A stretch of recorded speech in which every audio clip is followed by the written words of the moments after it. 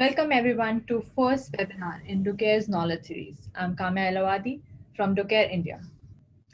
DoCare is first global network of physician-only platforms for programmatic advertising, and we are powered by our patented technology called Espeon. In today's session, we'll be talking about how to create effective digital content for pharma brands. In our speaker panel, we have industry experts who will share their perspective and experience on the topic. Today, we have with us Mrs. Salil Kalyanpur. We have Pratik Bhardwaj, Sangeeta Burde. We have Amit Munjal.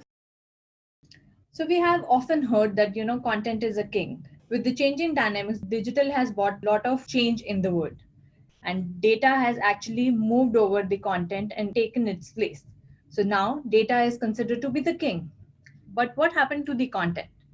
Content has actually become the kingdom. It's no more just king.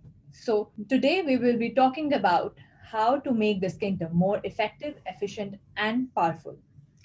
So Salil, what do you think is are the things that one should keep in mind while drafting a digital strategy? One important aspect that we must always keep in mind is that brand customers are likely to be distributed over the brand funnel with various types of buying behavior, and they're not homogeneous blocks of people who keep moving all in one time. So we have in pharma there's always this whole pressure to let's start with awareness, so then everybody gets awareness messages, then let's move on to brand, and then everybody gets a brand message. So that's not how it has to happen, right? So that's where the whole personalization thing comes from.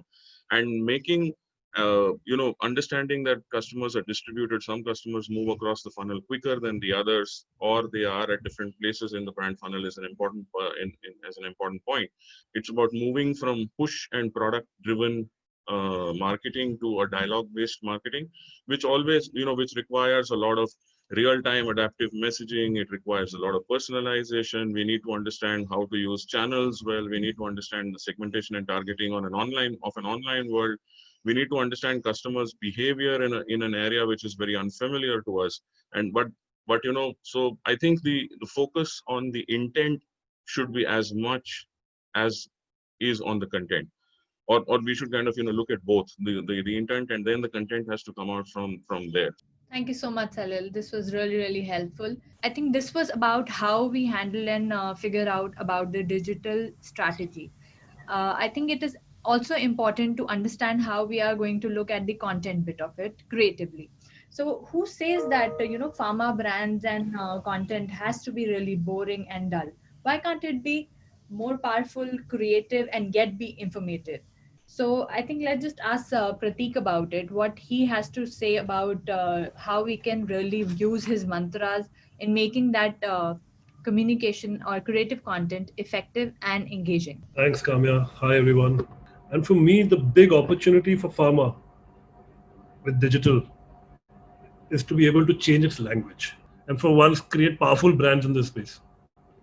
If you're just going to go on digital and just turn your detailer into an e-tailer, it's not going to work. It's because you're not talking to the doctor now sitting in a white coat.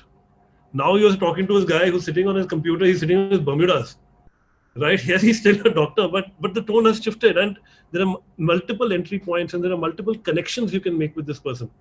So that's my point of view on the role of digital in pharma and how we can change. I think it is now time to understand from Sangeeta, because she works very closely with healthcare brands, and she can really help us understand how and what are the best practices that brands are following in terms of strategy as well as content. Sangeeta, over to you. Think programmatic push, very important.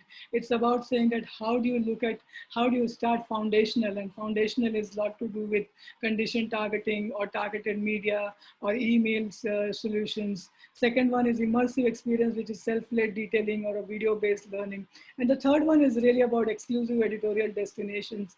How do you really really start becoming programmatic in nature? How do you start looking at platforms which are going to give you definite return on investments, and they're going to really like the way consumer programmatics works or the performance marketing works?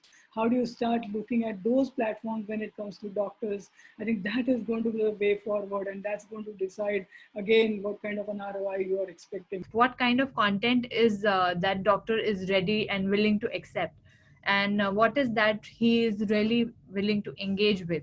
Amit, over to you. Thank you, Kamya. I appreciate your having me over. So what doctors now value is, accretive, value additive information.